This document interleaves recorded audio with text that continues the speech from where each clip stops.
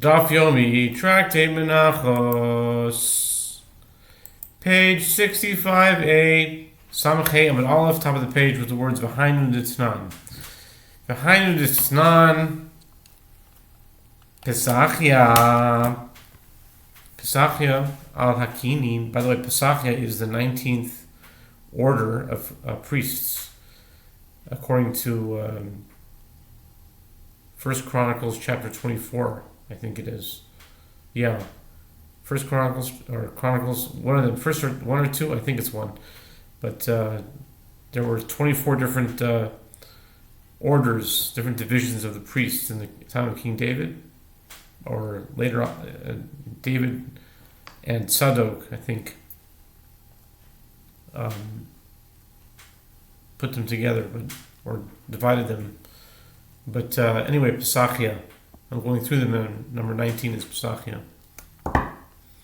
Anyway, behind the D'Tznan, I'm going to check just to make sure, because I don't want to be misinforming anybody. I'm pretty sure that the 19th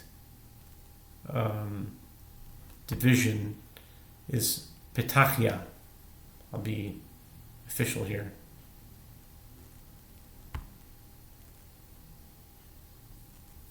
Let's see here.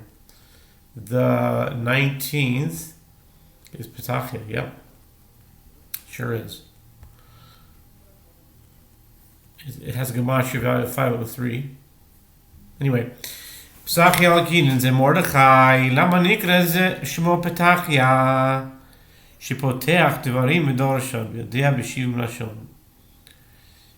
As we learned in the Mishnah in Shkalim 13b, Petachia was responsible for the nests of birds, meaning the doves or pigeons brought by a zav or zava, a woman after childbirth, and a leper. These individuals would place the appropriate sum of money into the horn designated for this purpose, and each day Petachia oversaw the purchase of birds from that money and their sacrifice in the proper manner.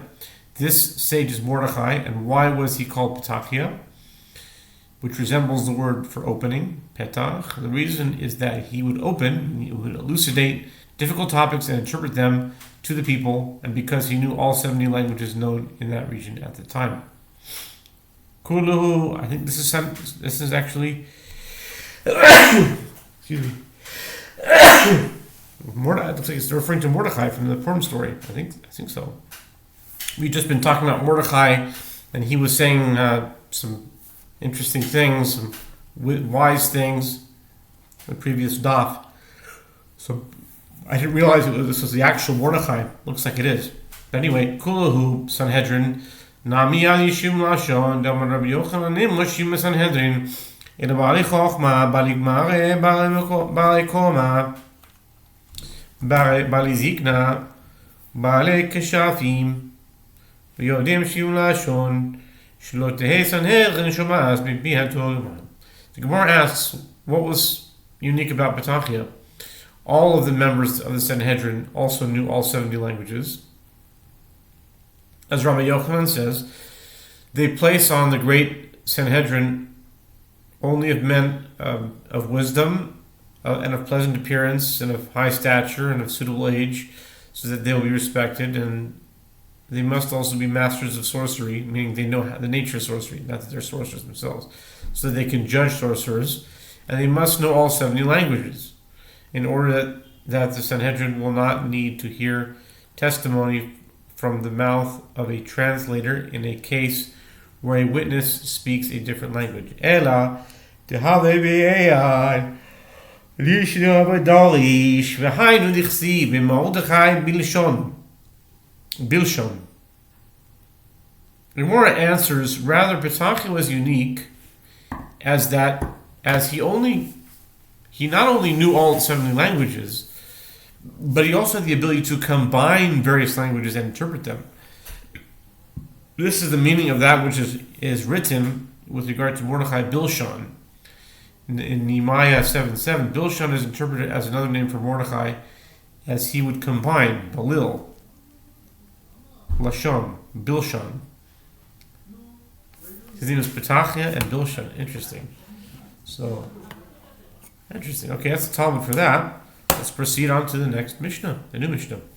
Ketzad heino osim shluchei beis din yotzim erev yom tov goyis yinoisem krichos mimechubar lekarka כדי שיהיה נוח לקצור כל האויס הסמוכות לשם מתכנסות לשם כדי שיהיה נקצר בעסק גדול. How would they perform the rite of the harvest of the owner? Emissaries of the court would emerge on the eve of the festival of Passover and fashion the stalks of barley into sheaves while the stalks were still attached to the ground, so that it would be convenient to reap them. The residents of all the towns adjacent to the site of the harvest would assemble there, so that it would be harvested with great fanfare. Kevan shehechshicha omer lahen bahashemesh, omer hen bahashemesh, omer hen magal zo omer hen magal zo omer hen kuba zo omer hen kuba zo omer hen. Once it grew dark, the court emissary says to those assembled, "Did the sun set?" The assembly says in response, "Yes." That's what hen is. Hen means affirmative. Hen. The emissary repeats, "Did the sun set?" They again say, "Yes." The court emissary next says to those assembled, "Shall I reap the sheaves with this sickle?" The assembly says in response, "Yes." The emissary repeats, "With this sickle?" The assembly says, "Yes." The court emissary then says to those assembled, "Shall I place the gathered sheaves in this basket?" The assembly says in response, "Yes." The emissary repeats, "In this basket?" The assembly says, "Yes." B'Shabbos Omer lahen shabazo omer hen shabazo omer hen ektzor vehem omrim lo ktzor ektzor vehem omrim lo ktzor. If the 16th of Nisan occurs on Shabbat, the court emissary says to the assembled, "Shall I cut the sheaves on this Shabbat?" The assembly says in response, "Yes." The emissary repeats, "On this Shabbat?" The assembly says, "Yes." The court emissary says to those assembled, "Shall I cut these sheaves?" And they say to him in response, "Cut." The emissary repeats, "Shall I cut these sheaves?" And they say to him, "Cut." שלוש פעמים על כל דבר ודבר והן אומרים לו הן, הן, הן. כל כך למה לי?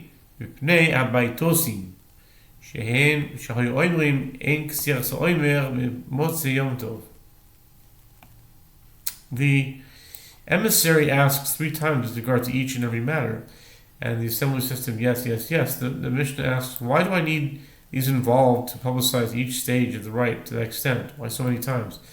The Mishnah answers, it is due to the Boethusians, as they deny the validity of the oral law and would say there is no harvest of the Omer at the conclusion of the first festival day of Passover unless it occurs at the conclusion of Shabbat. Because they are literalists, they say Mimachras HaShabbos so it has to be Shabbat, so only a Sunday.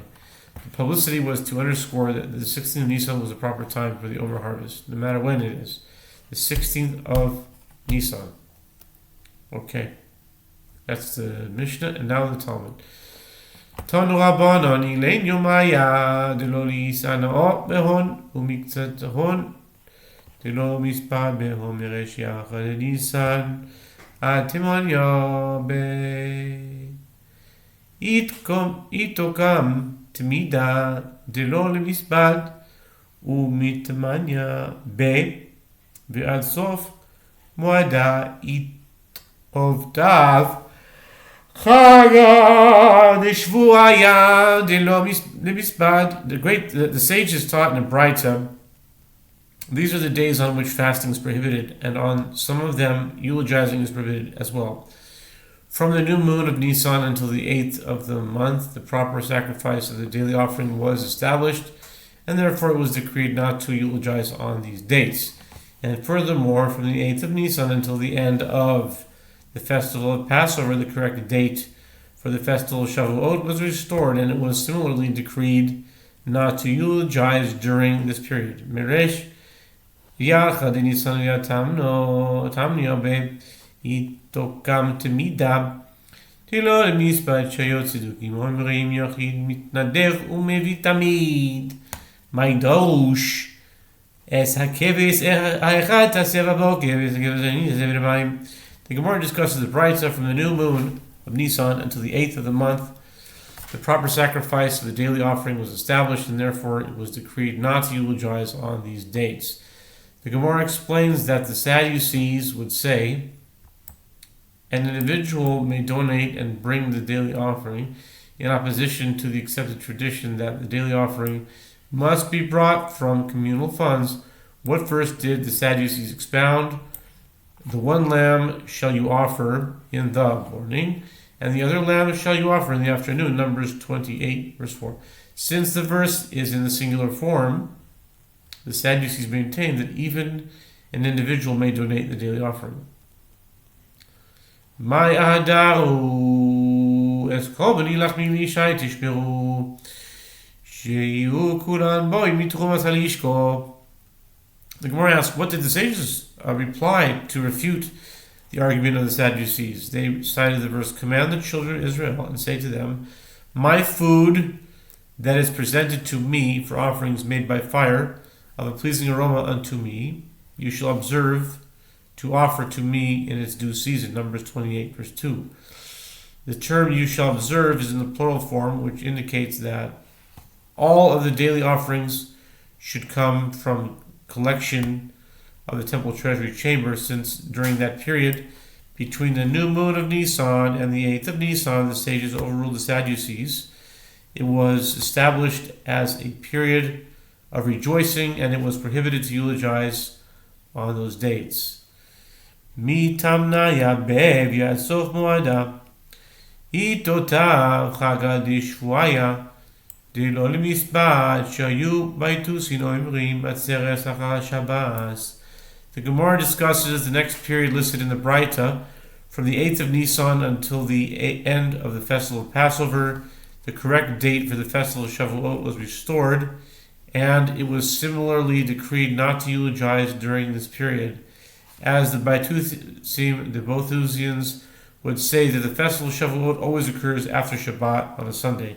The reasoning was that the verse states with regard to the Omer offering and the festival of Shavuot that follows 7 weeks later, and you shall count for you from the morrow after the day of rest, Shabbat, from the day that you brought the sheaf of the waving, 7 weeks shall there be complete.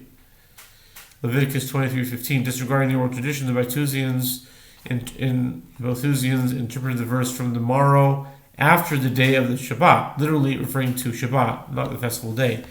Nitpa lahen Rabban Yochanan ben Zakkai v'yomer lahen shoitim minayin lachem v'lo haya adam echad shayu meshivo chutz mizakin echad shayu mifat pet kenegdo ve'amar Moshe Rabbeinu ohev Yisrael haya יודע שעצרת יום אחד הוא עמד ותיקנה אחד שבת כדי שיהיו ישראל מתענגים 2 ימים. קורא עליו מקרא זה 11 יום בחורף דרך הר שעיר. At that time, Rabbi Yochanan ben Zakkai joined the discussion with the Boethusians, and he said to them, fools, from where have you derived this? And there was no man who answered him, except one elderly man who was prattling at him, Tapet. And he said, Moses, our teacher, was a lover of the Jewish people, and he knew that Shavuot is only 1 day. Therefore he arose and established it after Shabbat, in order that the Jewish people would enjoy themselves for 2 days. Rabbi Yochanan ben Zakkai recited this verse in response to that old man. It is 11 days journey from Chorev to Chadash Barnea by the way of Mount Seir. This is interesting, but I'm not sure I follow. Okay, let's continue. Continue on to 65b. ואם משה רבנו אוהב ישראל היה, למה אחירן במדבר 40 שנה? אמר לו רבי, וכך אתה פוטרני? אמר לו שויטה, ולא תהי תורה שלמה שלנו, כשיחה ותהילה שלכם. And if Moses, our teacher, was a lover of the Jewish people, why did he delay them in the wilderness for 40 years? It wasn't Moses, it was God. God says in the verse, Akut Bedora, Arba'im Shana Akut Bedora. Omar Amtelev, Him Lo Yedurachai. We say it. So it's not Moshe Rabbeinu that was leading them. Anyway, the elderly man said to him, my teacher, you dismissed me with this resort, with this retort. Rabbi Yochanan ben Zakkai said to him, fool, and will our perfect Torah not be as worthy as your frivolous speech? Your claim can easily be refuted. Wow. Okay, we'll continue the next daf, but this is interesting. Interesting, I got it to here.